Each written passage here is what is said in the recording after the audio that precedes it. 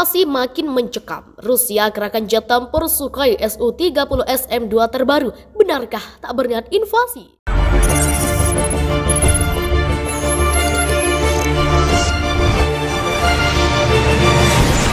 Rusia menunjukkan jet tempur terbaru Sukhoi Su-30 SM-2 terbaru di tengah ketegangannya dengan Ukraina. Jet tempur Su-30 SM-2 terbaru tersebut dikerahkan Rusia ke wilayah Kaliningrad di tengah perseteruannya dengan Ukraina dan negara-negara barat. Rusia mengerahkan 4 jet tempur Sukhoi Su-30 SM-2 ke wilayah Kaliningrad pada Minggu 30 Januari 2022. 4 jet tempur Sukhoi Su-30 SM-2 keluaran terbaru Rusia yang dikirim ke pangkalan udara Chernyakov, Kaliningrad, diproduksi di pabrik penerbangan Irkutsk. Ini akan menjadi bagian dari armada balistik Rusia. Menurut Kementerian Pertahanan Rusia, jet tempur Sukhoi Su-30 SM-2 memiliki mesin dan radar yang lebih modern dibandingkan dengan model Su-30 sebelumnya. Alex Shevchenko, Kepala Layanan Keamanan Penerbangan di Pangkalan Udara Chernyakov, mengatakan bahwa potensi sebenarnya dari jet tempur ini masih harus ditemukan. Di tengah ketegangan dengan Ukraina dan NATO, Rusia telah meluncurkan latihan militer di berbagai bidang. Rusia mengerahkan sekitar 100.000 tentara di dekat perbatasan dengan Ukraina. Tindakan ini telah membawa peringatan yang semakin kuat dari Barat bahwa Moskow berniat untuk menyerang. Sementara itu, Rusia pada gilirannya menuntut agar NATO berjanji untuk tidak pernah mengizinkan Ukraina bergabung dengan aliansi tersebut.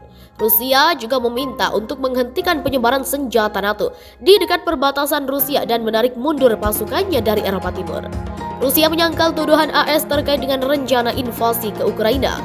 Moskow telah menggambarkan tuduhan itu sebagai upaya tidak berdasar untuk memprovokasi. Rusia bersikeras bahwa Barat sendiri bertanggung jawab atas eskalasi karena pengiriman senjatanya ke Ukraina.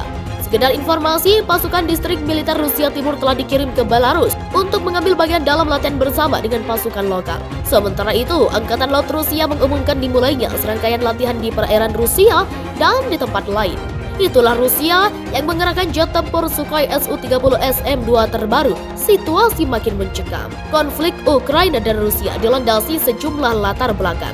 Pada 2014, Rusia mencaplok Crimea pada 2014 dari Ukraina.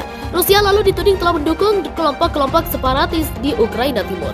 Di urutan kedua adalah pemberitaan mengenai keputusan sejumlah negara di Eropa yang melonggarkan aturan COVID-19. Pelanggaran aturan itu dilakukan di tengah masih tingginya kasus COVID-19 yang dipicu oleh varian Omicron.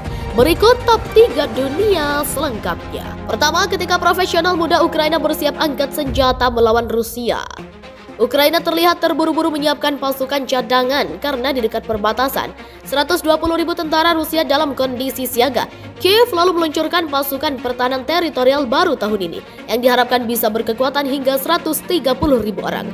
Meskipun mereka mungkin memiliki sedikit peluang melawan tentara Rusia yang profesional, jauh lebih besar dan lebih lengkap persenjataannya. Pasukan cadangan ini dapat ditugaskan untuk melindungi tempat sipil di Kiev di tengah konflik apapun. Yang kedua, Inggris hingga Prancis. Ini negara Eropa yang melonggarkan pembatasan COVID-19. Sejumlah negara di Eropa melonggarkan pembatasan di tengah tingginya kasus COVID-19 yang dipicu varian Omicron. WHO pada Senin 24 Januari 2022 mengatakan bahwa Eropa memasuki fase baru virus. Direktur Regional WHO Dr. Hans Kluge mengatakan varian Omicron mendominasi sepertiga dari kasus di seluruh benua. Tetapi Kluge menambahkan bahwa kawasan itu bergerak menuju akhir pandemi. Beberapa negara telah mengambil langkah-langkah ekstrim seperti mencabut pembatasan anti-corona, di antaranya Inggris, Prancis, Finlandia, dan Australia. Kemudian yang ketiga, Erdogan pecat Kepala Biro Statistik karena inflasi Turki meroket. Presiden Recep Tayyip Erdogan memecat Kepala Biro Statistik Turki, Said Erdal Dinçer, setelah menyuguhkan data inflasi. Pada 2021, data menunjukkan inflasi Turki mencapai level tertinggi selama 19 tahun terakhir, yaitu 36,1%. Selain Dinçer, Erdogan telah memecat sejumlah pejabat lainnya. Sejak Juli 2019, ada 3 gubernur bank sentral yang diberhentikannya. Erdogan meyakini penyebab inflasi adalah suku bunga yang tinggi. Hal ini berkebalikan dengan pemikiran ekonomi konvensional. Angka inflasi 2021 yang dirilis oleh Dinçer membuat marah kubu pro pemerintah dan oposisi. Pihak oposisi mengatakan pemerintah Turki tidak melaporkan hal yang sebenarnya.